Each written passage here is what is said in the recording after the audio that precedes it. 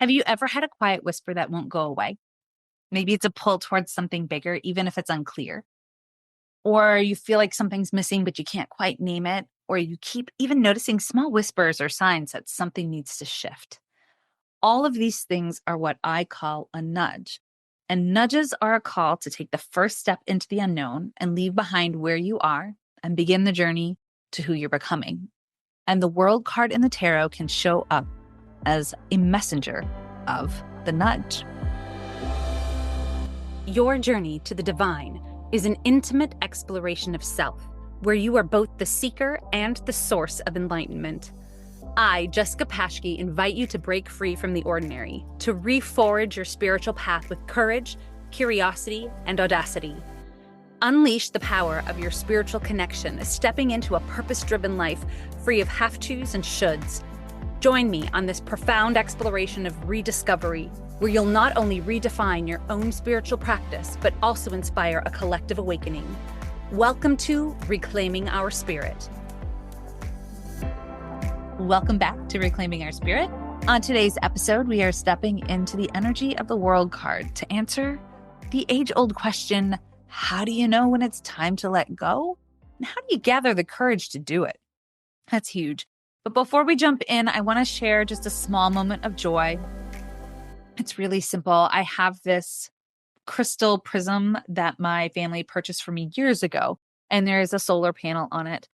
And when the sun shines, it charges the panel and it shines through the prism, making rainbows. But then that panel makes the crystal rotate. And so the rainbows dance around the room. And in my old office, I didn't get as much sun through that window. And it takes quite a bit of sun to power this thing. But in my new space, I get it all the time. Usually I get it all the time. So now I've got rainbows all the time happening in my space.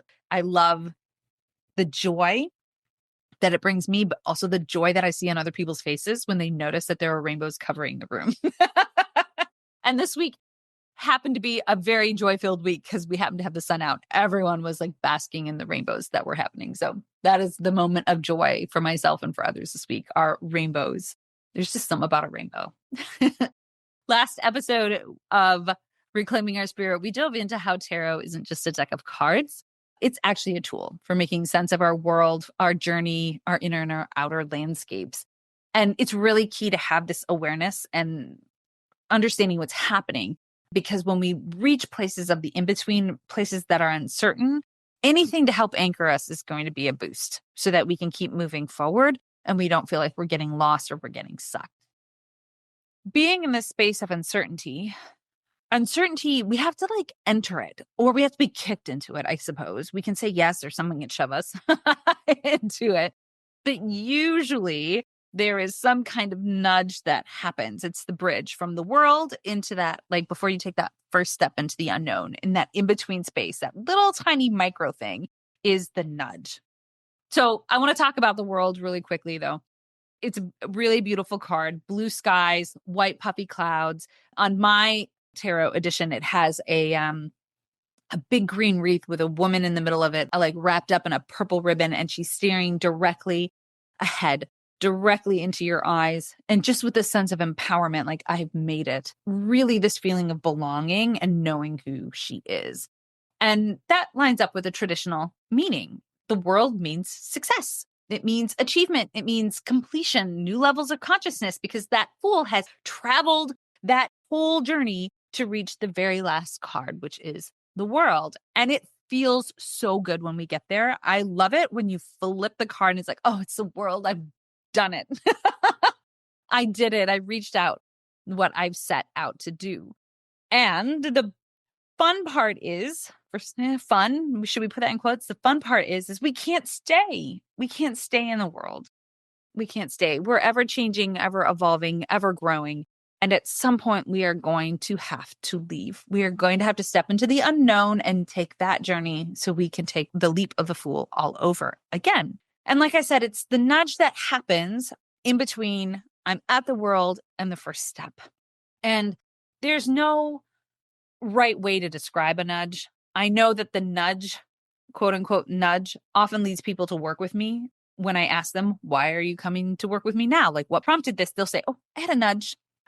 For some people, that means restlessness. They were feeling restless, or they were feeling a sense of disconnection, or a little inner whisper that said, oh, you need to be doing this now, or you need to explore. Maybe things weren't working. That can be a nudge when things are like, oh, I just can't even anymore. This just isn't working. Something else has to happen here. My favorite is like that tug, that curiosity, like, oh, I don't know what's next, but I can feel it. Let's explore it. I love that aspect of the nudge.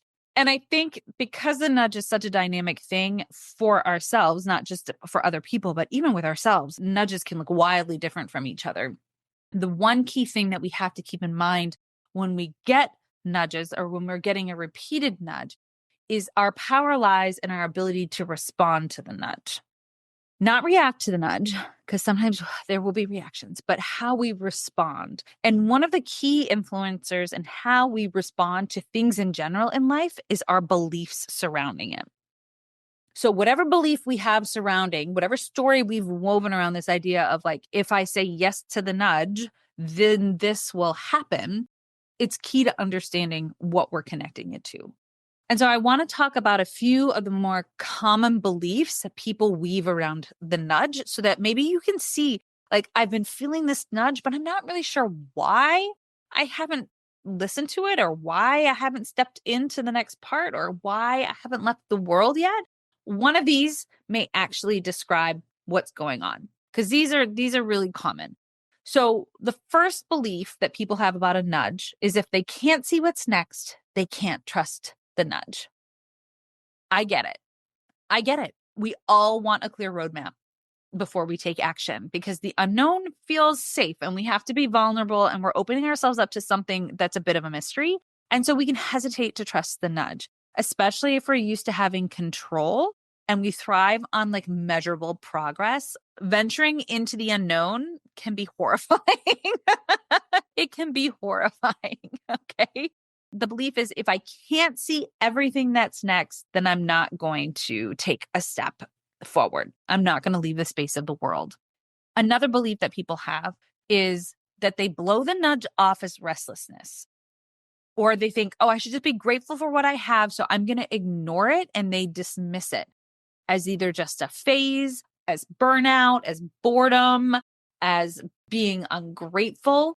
Like, who am I to think I need more than this? Who am I to want more than when I already have so much? Or who am I to think that this is a good idea? So really a lot with like that second guessing, using those things as a shield, because changes a lot. And at the core of these, it's like, how do we want to navigate change? How do we want to respond to the nudge? Is really, how do we want to navigate change? Because once we say yes and we listen to the nudge and we take that first step, change is like going to be the first thing that arrives at our door. As soon as we send that energy out into the universe and we say yes, that's the first thing that's going to happen. A third belief that I see a lot is letting go means I'm failing, or I'm giving up. Ooh, this is a big one. And this specifically happens with people who've tied their identity around a role that they play, a relationship that they're having, a career, their business. Especially if they've like invested years into those things, it can feel like you're failing, or your sense of purpose or your worth is tied into that success. And if you walk away from that success, if you leave that behind to do something else, there can be a loss of self, a loss of identity. And that's huge. The fourth, the timing isn't right. This is my favorite excuse. I'll just do things when things settle down. I'll pay attention to this nudge when things settle down. I hate to tell you all, I don't know if it's ever going to settle down, at least in my life. And I've realized that because this is one of the ones I struggle with the most. I have to make change even when it's not, even when it's not in alignment, when things aren't coming together. And change at its heart is inconvenient and disruptive, even if it's positive change. And so waiting for that perfect moment can keep all of us stuck indefinitely, because we're never going to feel fully comfortable with change. There's always going to be another reason why we don't. And then the fifth one that I see a lot of is, if I follow the nudge, what if I fail? Ooh, that's a huge one. What if I get it wrong? What if people judge me? Holds you back. It can feel safer to stay where you are, even if it's not as fulfilling because your fear is driving the bus. Your fear becomes louder than the nudge and you get paralyzed in all those what ifs. What if people judge me? What if they say horrible things about me? What if it doesn't work? What if I choose wrong? What if I choose the wrong nudge? Nudges are neutral, y'all. Like they're nudging you, but it's not nudging you in like a very specific direction. Once you get the nudge, then you've got to tune in and you've got to figure out, okay, what do I want? What am I desiring? What is this nudge symbolizing? I don't think that there's any way to like fail per se with this one. I think it's just really more about getting in tune with what you want as you're navigating the unknown. And I guess that sort of leads into this idea too of the power of and. I talk a lot about and I put that in capital letters. And these beliefs have a lot of influence on how we move from the world to the nudge to the first step into the unknown. And we don't need to box them up and ignore them. What we need to do is work with them. And sometimes just adding a simple and to that belief allows our mind to relax into a new possibility. So, for example, I need a clear roadmap before I take action. And I know that clarity comes from movement. And this nudge isn't asking me to leap blindly. It's just asking me to take one small step. Do you see how we took that I need to know everything? And when we added the and, it loosened things up a little bit. It put it in perspective. I should be grateful for what I have and still honor the pull towards what's next. You can do both things at the same time because wanting more doesn't make you ungrateful.